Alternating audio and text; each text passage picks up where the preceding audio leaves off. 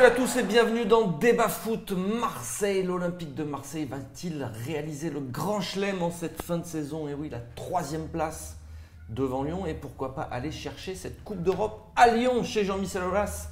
Ça va être ça la fin de saison qu'on attend. Alors on va parler justement de ce sprint final en Ligue 1 et puis on évoquera également le choc de ce week-end face au LOSC. On va parler de ces deux beaux projets là, ces deux nouveaux projets de Ligue 1. Et il y aura une humeur du jour. Et oui, une humeur du jour, on en parlera tout de suite. Place à la présentation des invités. Greg Ripper est avec nous. Merci Greg, toujours directeur sportif de la SPTT Marseille. Toujours, effectivement. On s'était vu lors d'une émission qui parlait de quoi? Qui parlait de... Du partenariat Next Generation avec l'OM. Ouais, exactement. Merci en tout cas d'être venu nous voir. Alors on ne va pas en parler cette fois-ci, on va parler de l'actu de l'OM qui est bien chaude, brûlante, et Thierry est avec nous aussi. Bonjour Benjamin, bonjour à tous. Ça va? Très bien, impeccable. Tu t'es réveillé très tôt, on m'a dit. Ouais. Pour venir. Ah ouais. T'es impatient de venir débattre avec nous. J'étais impatient d'en découdre avec Mourad à de côté. Marseille. Ouais, hein, Mourad. Ça va Mourad ou pas? Ça va. Bah non, t'as pas l'air. Non, j'ai rien d'autre à rajouter, tu me demandes ça va. Bah non, t'as pas l'air, je te jure. T'étais pas très bon, pas très bon physionomiste. Bon, tu nous fais une petite humeur du jour, c'est ça? Voilà. Qui concerne mon meilleur ami Valère Germain. Valère Germain, eh oui. Qui est un petit peu chahuté en ce moment. Un petit peu trop, justement. Ouais, allez, on en parle, c'est l'humeur du jour. J'ai décidé de parler de Valère Germain. Alors on va dire, oh, tu défends toujours Valère Germain. C'est pas vrai. En début de saison, je le disais, arrêtez de nous survendre Valère Germain parce que lorsqu'il a signé à l'Olympique de Marseille, j'ai dit, oh, c'est pas mal. On a récupéré un mec de la valeur de Bafé Gomis. Je m'étais fait détruire. On m'avait dit, mais t'es complètement con, quoi. Valère Germain, c'est 1000 fois au-dessus de Bafé Gomis. C'est le Paulo Dybala français. C'était extraordinaire. Et j'ai gardé tous les tweets, j'ai gardé toutes les réponses. Donc j'ai ça dans la boîte. Et maintenant que Valère Germain est un peu moins bien, on me dit, mais Valère Germain, mais il est tellement nul, mais arrête de le défendre. Oh, les gars, il y a un moment, il y a un juste milieu. Valère Germain, il fait une saison exactement dans ses standards des saisons précédentes. Parce que j'ai les chiffres là, donc ce qu'on me dit, mais tu te rends compte le niveau qu'il avait à Monaco? Il a mis 10 buts l'an dernier. Dans une équipe championne de France qui a marqué une centaine de buts, il en a mis 10. Au total sur la saison, donc il en a mis 4 en Coupe d'Europe et 3, donc 17 buts. À l'heure actuelle, avec l'OM, il en est 15 buts, il me semble. Et avec Nice, la saison où tout le monde te dit, mais à Nice, il avait tout cassé, il avait marqué 14 buts. Donc voilà, il est dans ses standards. C'est un bon remplaçant de Ligue 1. C'est pas un top player. Donc le problème, c'est qu'on l'a survendu, notamment les commentateurs de tous les matchs de Ligue 1 qui connaissent bien son papa, qui t'expliquent que même quand il rate une passe, il a bien raté sa passe. Ça, c'est la différence. Parce que Mitroglou, quand il rate son contrôle, il rate mal son contrôle.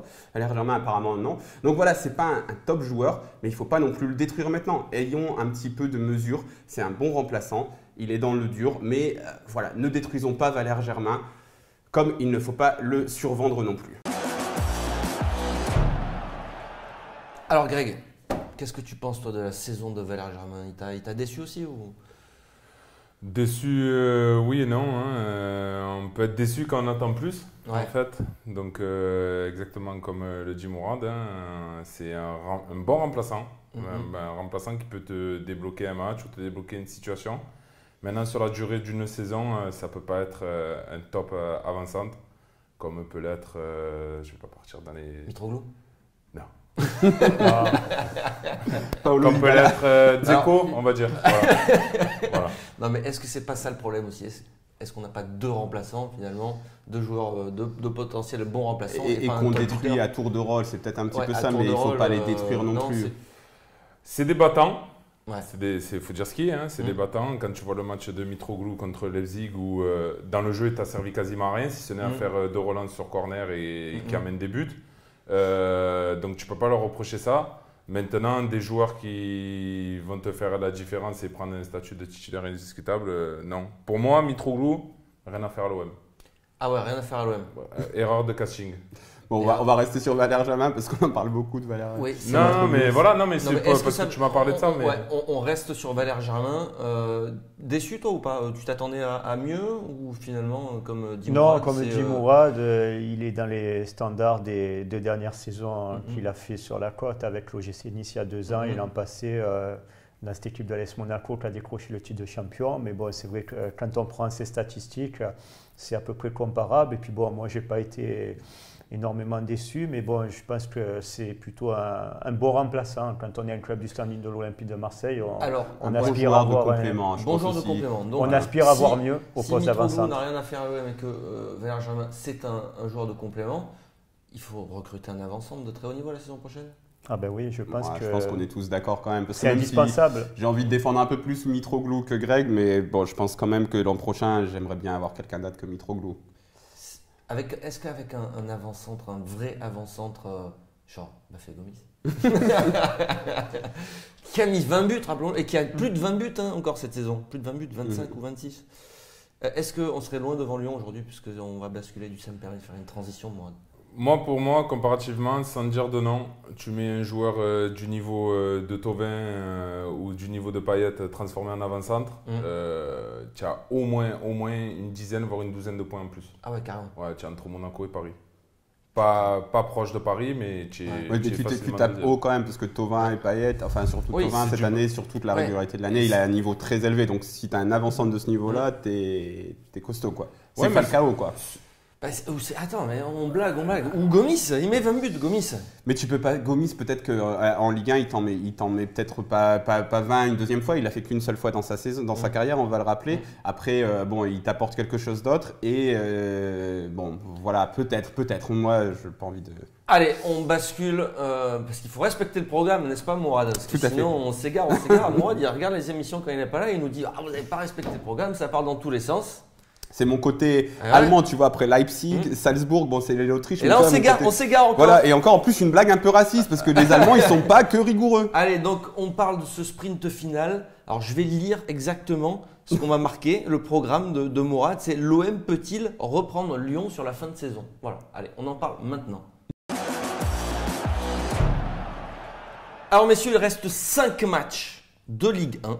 5 matchs de Ligue 1. Est-ce que l'OM, selon toi, Greg, peut tous les gagner, sachant qu'il y aura la Ligue Europa, cette fameuse Ligue Europa? Est-ce qu'on ne va pas aussi laisser de l'influx nerveux dans ces matchs-là et de la fatigue physique? Moi, je pense surtout que, plus précisément, au-delà de ces 5 matchs, ça va se jouer sur les 2 prochains matchs, les 2 prochaines rencontres, où j'ai regardé le calendrier. Lyon a ses 2 plus difficiles rencontres. Donc, si je me trompe… Si on se base sur l'OM. D'accord. On va voir tout à l'heure le programme de Lyon, on va en parler aussi. L'OM, quand tu… Alors justement, ce qui est la parallèle, c'est que c'est en même temps aussi où on a les 2 demi-finales, l'aller et le retour. Donc c'est à ce moment-là que nous, on va perdre très certainement des plumes. Tu penses qu'on va perdre des points sur ces 2 matchs-là qui viennent? Je pense qu'on va avoir de la fatigue, surtout psychologique, entre l'aller et le retour. Et ça va nous faire un pauvre match comme on a vu contre Montpellier. Ouais. Que ce soit l'équipe en face, parce que finalement, tu regardes là… Ils attendent, comme tu vois à 3, ils attendent qu'on attaque, ils attendent qu'on marque, et puis ils font rien. Si tu n'as pas un Thauvin qui te met ce but, tu reviens à 2-2 au mieux. Tu peux nous dire c'est qui les 5 adversaires de l'OM sur la fin de saison? Tu veux pas que je te lise après, sinon je ne respecte pas le programme. Parce que tu l'as déjà pas respecté, donc bon, tant qu'à faire. Non, allez, je vous montre le programme maintenant. Réception du LOSC, ensuite on va aller à Angers, on va recevoir Nice, on ira à Guingamp et… ça se terminera par la réception d'Amiens. Selon toi, Thierry, est-ce qu'on peut gagner ces 5 matchs? Ça va être compliqué parce que je pense qu'avec la demi-finale de Ligue Europa contre Salzbourg, il va y avoir beaucoup… les organismes vont être mis à contribution lors de ces 2 matchs et donc je pense qu'on peut laisser des plumes en championnat.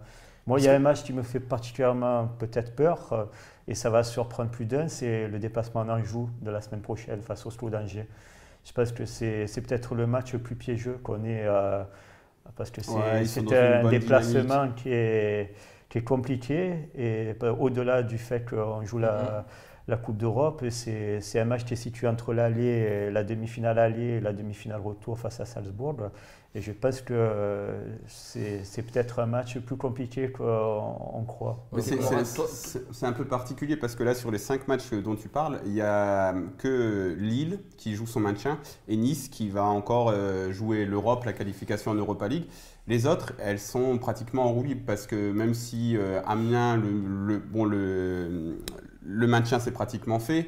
Guingamp, le maintien c'est fait et l'Europe c'est trop loin. Et Angers, ils sont un peu, je pense qu'ils sont tout près de Guingamp. Donc tu as 3 équipes dont tu sais pas dans quel état elles vont être. Après, quand tu reçois l'OM, logiquement c'est la fête et que tu as envie de faire un gros match exceptionnel. Donc il y a ce truc-là. Après, sur le papier, ces 5 matchs-là, tu peux les gagner. Parce que c'est comme à 3. À 3, moi je m'étais dit, mais parce que j'essaye de regarder un peu les matchs des adversaires qu'on va rencontrer les semaines d'avant. Je me dis, mais même tu mets l'équipe remplaçante, même tu mets Henri Bédimo, logiquement ça passe. Et après sur le terrain, on a vu qu'en mettant quand même des bons joueurs, c'était plus difficile. Sauf que devant, il te faut des hommes frais, ce que tu disais. Bon, à Montpellier, il n'y avait pas Thauvin, si je ne me trompe pas. Donc ça a galéré. Maintenant, Thauvin revient. Si tu as ces hommes frais et en forme, comme Greg l'a dit, est-ce qu'ils vont être frais parce qu'il y aura eu l'Europa League ? Il reste 5 matchs, que des matchs en jeu. Ils n'arrêtent pas de le dire, 5 finales. Toi, tu crains plus lequel de ces 5 matchs Exactement pareil, le déplacement d'Angers. Ah ouais ? Pas forcément parce que c'est contre cette équipe, comme je t'ai dit, tu pourrais jouer contre n'importe qui. Mis à part Paris qui est au-dessus du lot. Le truc, c'est que tu vas sortir de cette demi-finale aller. Psychologiquement, tu vas être presque rincé. Enfin, il va pas être sorti, la demi-finale ne va pas être sortie des têtes, quel que soit le résultat de l'aller. Et c'est vrai qu'en plus, tu as ces 2 matchs en une semaine. Et mais est-ce que ça peut pas créer aussi un élan positif ? Ouais. Parce que mais en même temps, le problème, c'est que… celui-là, il est particulier parce que c'est vrai qu'il est entre les 2 déplacements. Quoi. Et le problème aussi, c'est que maintenant, on a l'exemple 3 parce que Rudy Garcia, il avait dit aussi, bon, on va essayer de surfer sur la bonne positive, sur les ondes positives qu'on a eues jeudi à Leipzig et tout. Et puis, finalement, on a vu que contre 3, ça n'a pas trop fonctionné, quoi, les zones positives. Donc, il y a ça, mais à voir aussi, peut-être que ça crée quelque part, ça crée peut-être une… Est-ce que selon vous, il va falloir gagner ces 5 matchs pour finir 3e ? Moi, je pense que c'est indispensable. Si jamais on veut espérer obtenir cette 3e place, il va falloir faire carton plein. Donc, ça passe forcément par 5 succès sur les 5 derniers matchs de Ligue 1. Tu es d'accord avec ça, toi, ou tu penses qu'on a le droit à l'erreur moi, je pense qu'on a le droit à une erreur. Lyon va faire au moins une erreur. Ah, mais si par exemple, tu fais un nul et que Lyon fait un nul, tu es toujours derrière parce qu'au niveau de la différence de but, c'est combien, Ben ? On a 9 d'écart, je crois. Ouais. Je crois qu'ils ont un plus 9. Ils ont un avantage de 9. Donc, tu les rattraperas pas au goal average, je pense pas. Sauf… Plus 36 pour Lyon, plus 27. Ouais, donc c'est…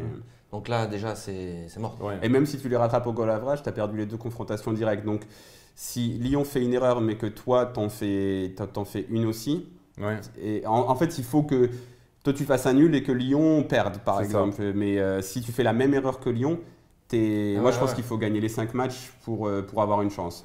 Alors, est-ce que vous voulez que je vous donne le calendrier de Lyon ? Oui. Donc. Même si pour moi, c'est là le match qui arrive, c'est le prochain. C'est le seul match où ils peuvent perdre réellement. C'est vrai ? Non, ils vont à Dijon. Ils vont à Dijon, ensuite ils se déplacent à Nantes. Non. Ils reçoivent. Je recommence. Ils vont à Dijon. Ils vont à Dijon. Ils reçoivent Nantes et après ils reçoivent encore 3. Ils ont 2 matchs d'affilée à domicile. Mais on sait que c'est jamais évident de faire le carton plein. De prendre 6 points sur 2 matchs. Ensuite, ils iront à Strasbourg et finiront par la réception de Nice. Qui jouera plus rien. Nice, tu crois ? Mais si Nice, ils ont… Nice, ils peuvent encore… Alors, je vois Rennes au-dessus de Nice, donc à la dernière journée, ils seront devant. C'est le moment de placer ma fameuse théorie des probabilités. Parce que, attention, moi, je cherche de l'espoir là où je peux en trouver. Donc là, Lyon est sur 6 victoires consécutives. S'ils en font 5 supplémentaires… C'est la théorie qui porte la poisse. Non, mais s'ils font 5 victoires consécutives, ils en seront à 11 victoires consécutives. Leur plus longue série de victoires consécutives en Ligue 1, c'est 7, à l'époque où il y avait Juninho, etc., la grande équipe. Donc là, ils en sont déjà à 6. Donc, est-ce qu'ils vont faire 5 victoires consécutives ? Les probabilités nous disent que non. Parce que la plus longue série de victoires consécutives, c'est 12, il me semble, et c'était l'an dernier Monaco. Et c'est un rythme que Lyon n'a jamais eu. Donc, sauf que moi, je me rappelle toujours du duel face à Bordeaux. On se disait, Bordeaux, jamais ils vont tout gagner. Ils ont gagné combien d'affilée ? Non, mais il y a une chance que ça se passe. Il y a une chance que ça se passe. Il y a une chance que ça se passe. Mais sur les probabilités, il y a de fortes chances. Au niveau chiffres statistiques, il va y avoir un accro. On les a regonflés à bloc en fait. Alors que l'Olympique de Marseille, c'est plus la même équipe. Ils étaient enterrés, morts et enterrés. T'avais qu'à, tu as refermer l'Olympique de le Marseille, trou, par contre, peut faire remettre une du- série de 6 victoires consécutives. Et, tu vois, parce que c'est aussi ça, je me souviens de Giroud, même de Marcelo Bielsa qui l'avait dit, la Ligue 1, c'est aussi beaucoup une histoire de série. Tu vois, t'as une équipe qui fait une série, après elle se plante un petit peu, après t'as une autre équipe qui fait une série. Donc moi j'ai un peu cet espoir-là, je me dis, Lyon, ils ont déjà entamé leur série et peut-être un peu trop loin du sprint final. Donc ils vont peut-être avoir un accro. Et à ce moment-là, l'OM, il faudra être présent. Et si tu fais 5 victoires consécutives, moi, je pense que Lyon, ils vont avoir un accro. Tu fais 5 victoires consécutives, tu finis 3e. Mais il faudra être là. Ah ouais, mais alors selon ta théorie, si on gagne 5 matchs, nous on sera sur combien de victoires d'affilée? 6. On vient de gagner C'est 3. large. Parce qu'avant il y avait Montpellier. Et ouais. Ça fait que 6, donc la série est moins. Et on a une série un peu pourrie entre le nul de Montpellier et la défaite le nul de Nantes aussi, la défaite contre Lyon. Donc là, c'est le moment de refaire une bonne série. Ça serait au final une grosse déception ou pas si on finit 4e? Forcément, non? Si on finit 4e et qu'on gagne l'Europa League, je sais tout de suite. Je pense que en fait, il y a toujours cet espoir-là. Quelle que soit la. Là, je pense que. Aujourd'hui, on a plus de chances de finir 3e ou de gagner cette Europa League? Moi, je dirais gagner l'Europa League. Si on parle que de probabilité aujourd'hui. Non, moi, je dirais gagner l'Europa League. Ah bon? Ouais. C'est vrai. Ouais. Tu nous vois taper l'Atlético ou Arsenal en finale? Sur un match, tout est possible. Arsenal, je pense que. Je rêve moi d'une finale contre Arsenal. Sur un match, sincèrement, tout est possible. C'est jouable. Moi, je pense que sur un match. Ouais, mais là, les gars, il est sur un match. On n'est pas en finale. Hein. Pas encore. Il va falloir déjà éliminer ces Autrichiens de Salzbourg qui nous ont mené la vie dure. Je pense que c'est plus facile. Enfin, aujourd'hui, l'OM, ils ont plus de chances de gagner cette Coupe d'Europe ou de finir 3e? C'est difficile à dire, mais je pense que l'objectif qui est peut-être le plus accessible, c'est de remporter cette Ligue Europa. Donc, c'est surtout ce qui nous fait le plus rêver, quoi, en fait. Ouais, c'est ça, quoi. Le parfum de la Coupe d'Europe, on l'a vu avec le match face à Leipzig la semaine dernière. Un stade, on a un craqué là pour. On attend la première manche la semaine prochaine au Vélodrome avec une grande impatience. Bon, messieurs. On va finir cette partie et puis on va se plonger sur le match qui nous attend samedi, 17h. Les matchs qu'on adore, samedi à 17h. Ça sera au Vélodrome et on reçoit qui? On reçoit le LOSC. Le beau projet du LOSC. Eux, au moins, ils ont un projet. Le LOSC, nous avait dit. Eux, au moins, ils ont un vrai projet. Il nous avait dit Christophe Dugarry. C'est la même personne qui avait demandé à Valère Germain, l'équipe de France, là, tu penses dans un coin de ta tête? Regardez au LOSC. Eux, on sait où ils vont. Et ouais, ils y vont tout droit même. Hein. Ils y vont tout droit, mais c'est tout en bas, quoi. Allez, on en parle tout de suite. Alors, messieurs, et voilà, on va jouer le LOSC. Mais avant de reparler de ces deux projets qui ont été opposés en début de saison et même avant, quand les deux clubs ont été rachetés, on va parler de ce match qui nous attend et il y a des retours. Il y a notamment un retour, c'est Bounassar. On était surpris de le voir de retour, Mourad. C'est clairement. Sitôt. Parce qu'on attendait un mois d'arrêt, parce que luxation de l'épaule gauche, il me semble, ou droite, enfin luxation de l'épaule en tout cas. Et donc logiquement, c'est un mois d'arrêt, notamment avec la rééducation, mais il est de retour après 6 jours. Donc la question que je me pose, est-ce qu'il n'est pas revenu un peu trop tôt? Parce qu'on avait vu Florian Thauvin, par exemple, moi son retour là, après sa première blessure, il est revenu et il a été vraiment mauvais parce que ça se voyait qu'il n'était pas à 100% de sa condition physique et il s'est reblessé derrière, un peu plus loin. Mais après, moi, je me suis jamais blessé à l'épaule, contrairement à quelqu'un sur notre plateau.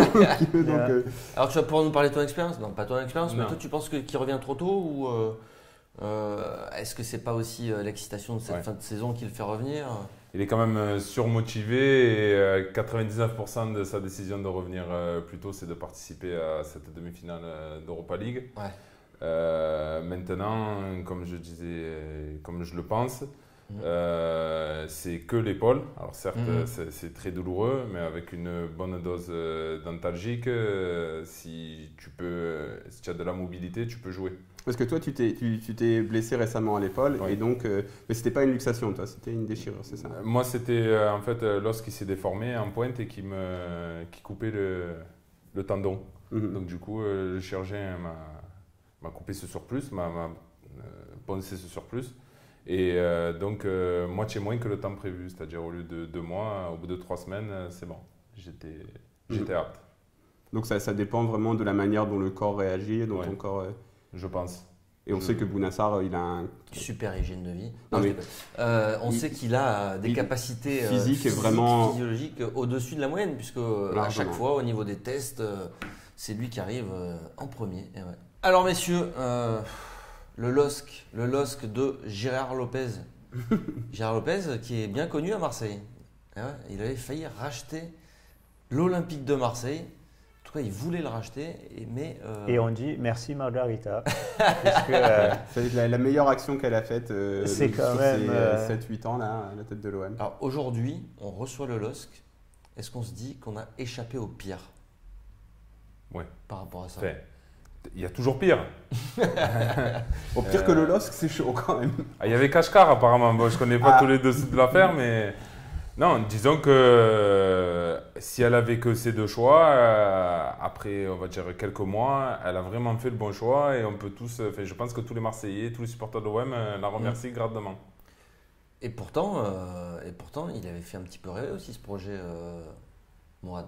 Quand il est sorti, il a été rendu public par… Sur le papier et à Marseille… Il y a beaucoup de personnes qui sont encore amoureuses de Marcelo Bielsa, dont moi. Donc forcément, quand tu lances le truc et que tu mets Bielsa plus les jeunes pépites, tu te dis putain, mais ce projet-là, mais ça a l'air d'être vraiment… C'était excitant sur le papier. Après, le truc, c'est que, sur la grande différence entre nos d'autres projets, c'est qu'il y a des choses qu'on fait dans notre projet, dans le projet de l'Olympique de Marseille, qui ne se voient pas forcément au niveau des structures, etc. Et là-dessus, ils sont extrêmement sérieux. Et au LOSC, ils n'ont pas du tout ça. Parce que donc, c'est bien beau de mettre Bielsa et des jeunes à fort potentiel, mais il faut une structure, il faut un club qui tienne sur quelque chose, pas sur Luis Campos, qui fait des articles dans la presse et qui après décide de dégager à Chelsea parce qu'il n'a plus d'intérêt là-bas. Donc, grande différence entre notre projet et le leur, c'est que notre projet, il a des fondations solides et pas juste des trucs jetés Bielsa et des pépites, quoi. Tu disais merci MLD, c'est quoi? C'est la plus belle action qu'elle a faite Je pense qu'au départ, c'était peut-être un projet qui tenait la route et qui faisait rêver le public et les supporters marseillais. Et avec l'éventuel retour de Marcelo Bielsa à la tête de l'OM. Ouais, c'est surtout ça qui faisait rêver. Salut la perruche. Voilà, bon. Quand on voit son passage à l'OM, bon, après on peut débattre tant qu'on veut sur la façon dont il a quitté le club, mais bon, ça c'est que… On ne va pas revenir là-dessus, mais je pense que maintenant, quand on voit Franck Marcourt à la tête de l'OM, quand on voit où on est aujourd'hui, on se dit qu'on a peut-être échappé au pire. Parce que je pense que vraiment, avec les problèmes financiers auxquels ils sont confrontés, ils vont avoir une fin de saison très difficile. Et moi, je pense surtout à Christophe Galtier qui a accepté de s'engager avec cette équipe pour prendre la suite de Marcelo Bielsa. Ça va être une fin de saison difficile. Eh oui, là, plus que difficile. Aujourd'hui, Lille 17e. 18e et barragiste. 18e à égalité avec 3. Ça sent vraiment très très mauvais. Et à l'inverse, nous, on joue à 3e place et une demi-finale de Coupe d'Europe. Donc là, l'opposition des deux projets, ça fait assez mal quand même. Oui, moi je pense que, quelle que soit l'idée qu'avait Gérard Lopez, il lui manquait un élément qui fait vraiment la différence dans le projet Macour. C'est Jacare Hérault, qui en fait, pour moi, c'est plus le projet Hérault que le projet Macour. C'est-à-dire Macour envoie les finances, valide les projets, mais toutes les idées viennent de Hérault, de M. Hérault. Et je trouve que tout ce qu'il fait apporte une valeur ajoutée à l'OM, quelle que soit l'issue, c'est-à-dire par exemple les partenariats, ça va apporter une valeur ajoutée à moyen terme. Le recrutement d'un joueur expérimenté comme Luis Gustavo, de miser dessus. Pas tout le monde aurait misé dessus, voire quasiment personne en début de saison. Surtout avec ce salaire-là. C'est ça, c'est une très bonne validation de sa part. Le recrutement de Rudy Garcia, alors que les Marseillais, bien sûr, on rêve, donc on pensait à des noms beaucoup plus grands, mais finalement Garcia a les pieds sur terre et gagne les petits matchs. Certes, il perd les gros matchs, mais au moins il gagne les petits matchs. Dans une saison, il y a plus de petits matchs que de gros matchs. Donc c'est pour ça qu'on est quand même 3e ex-aequo. Un collègue à moi dirait que quand tu dis 3e ex-aequo, c'est que tu es 4e, parce que quand tu es 3e, tu dis que tu es 3e s'il y a quelqu'un qui est à toi, spécial dédicace.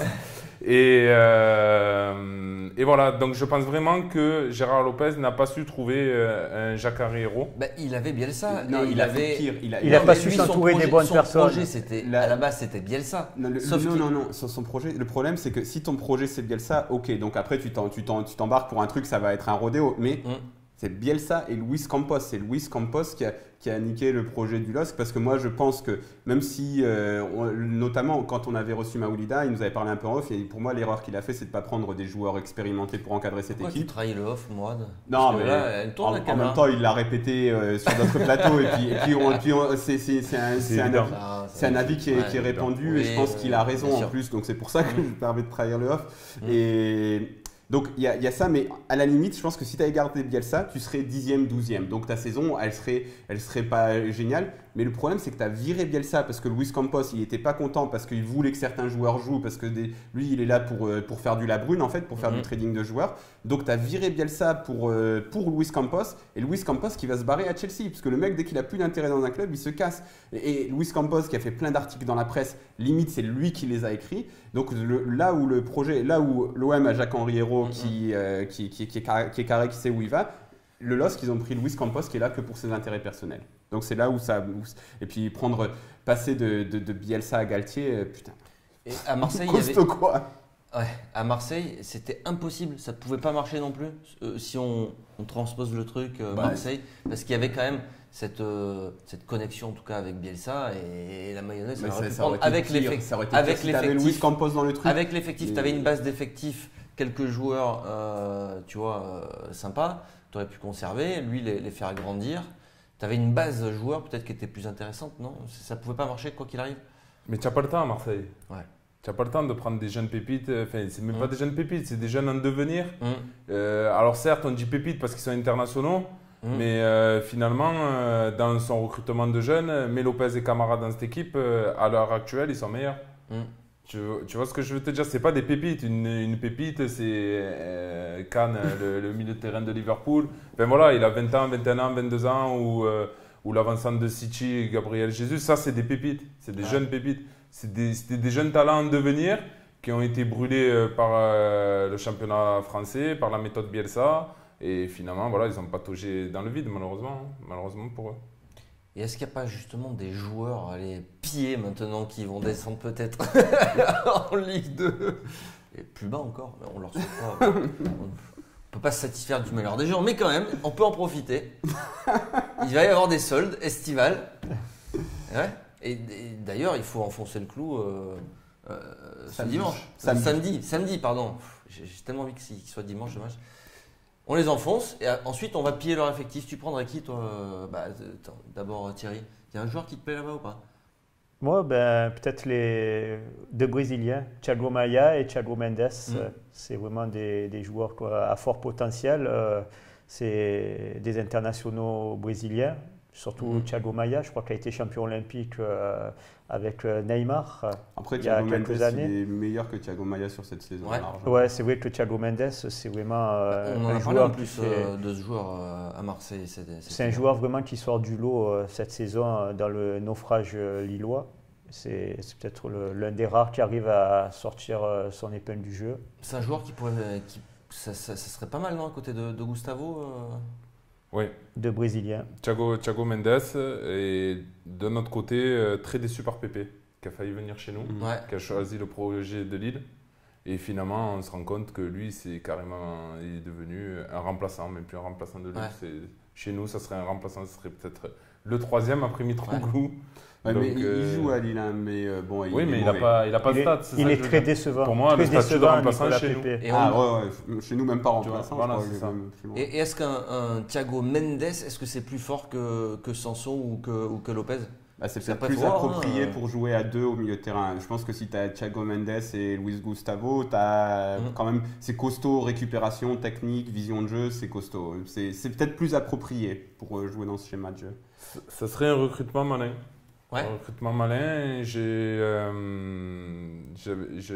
La dernière fois, je disais au cours d'une réflexion qu'il va falloir à tout prix renforcer le milieu de terrain. Ouais. Parce que du coup, notamment le retour contre Leipzig, tu as eu de la chance qu'il n'a pas mis tout de suite son 10, la Forsberg. Je ne sais pas pour quelle raison, parce que vu le match aller qu'il avait fait. Et donc, du coup, tu as joué sans récupérateur, mais tu n'en avais pas besoin parce qu'il n'y avait pas de milieu offensif. Même Naby Keita, sur la plupart des actions, il se situe à côté des 2 autres 6. Donc, tu as gagné un joueur au milieu de terrain. Tu étais 2, ils étaient 3, mais pour rien dans la même zone. Mais c'est vrai que ça a été problématique tout au long de la saison, ce milieu de terrain. On ne sait jamais qui mettre à côté de Sanson. À chaque fois, ça tourne en fonction de l'adversaire. Le milieu à 3, ça n'a pas fonctionné. À côté de Luis Gustavo, tu veux dire, parce que tu as dit à côté de Sanson. À côté de Luis Gustavo en fonction de l'adversaire. Merci Mourad. C'est quelque chose qu'il faut corriger, mais en même temps, si on corrige, si on recrute, encore une fois, ça va faire du temps de jeu en moins pour Lopez. Et on le voit, Lopez, au final, mais c'est comme on parlait de Germain, tu vois. Lopez et Sanson, c'est des joueurs qui doivent encore grandir, etc. Donc c'est bien, ils sont dans l'effectif, ils sont dans les 15, on joue 60 matchs par saison. Ça sera sa 3e saison à Lopez. Après si Lopez il est extraordinaire, de toute manière tu recrutes Thiago Mendes, il te le met sur le banc. C'est ça, s'il finit par être un... Après c'est ça aussi, il ne faut pas toujours voir par le bas, il ne faut pas toujours voir par le négatif. Ouh putain, elle était dure cette phrase. Toi, tu recruterais aussi à ce poste-là un top joueur ?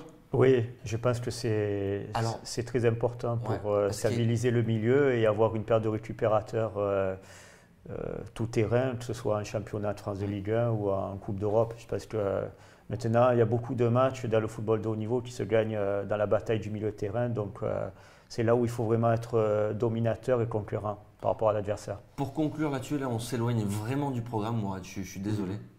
Mais une dernière petite parenthèse, on finit sur le mercato. Il y a une autre rumeur au milieu de terrain qui a circulé, c'est M'Vila. M'Vila aussi, c'est un profil pour faire le duo avec Gustavo. Ça te plairait ça ou non ? Pas trop. Non, moi je valide pas trop. C'est vrai qu'il a fait une sortie sur on cette sent semaine, que tu lui passes un coup de fil, le mec il vient quand même. Hein. C'est surtout aussi qu'il faut voir, il faut voir la situation dans laquelle il était. Il aime bien Saint-Etienne, mais en un coup de fil, c'est réglé, je pense. Non, mais aussi je pense qu'il a reçu un coup de fil de Jean-Louis Gasset, qui le connaît très bien, puisqu'il a eu sous ses ordres en équipe de France avec Laurent Blanc. Il a notamment participé à l'Euro 2012. Donc je pense que maintenant, de là à faire le pas pour venir jouer à l'Olympique de Marseille, bon, il a clairement affirmé que c'était un club qui l'a attiré, qui l'intéressait, parce que c'est quand même un des plus grands clubs français. Et puis M'Vila, il est encore jeune, 27 ans. Ouais. Donc, soit ça te plairait M'Vila ou pas trop ? Oui, moi j'aurais bien aimé. Ouais. J'aurais bien aimé, mais là on est dans le mauvais tempo. J'aurais bien aimé l'avoir en hiver. Ouais. Là, peut-être qu'en été, je ne sais pas la valeur marchande. T'as pris au-dessus quelque chose de plus. Ouais, je pense qu'il faudrait mieux taper au-dessus, mais vraiment, il faudrait revenir à ce qu'avait promis M. Macour, c'est-à-dire les 40-50 millions pour un vrai avant-centre.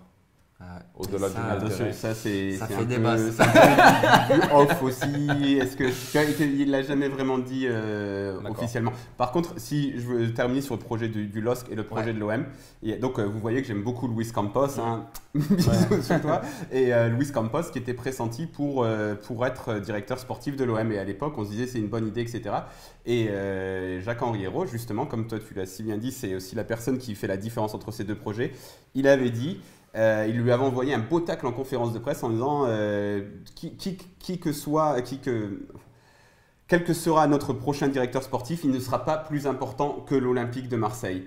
Et je pense que c'est là que ça a fait toute la différence parce que Luis Campos, il est plus important que le projet du LOSC.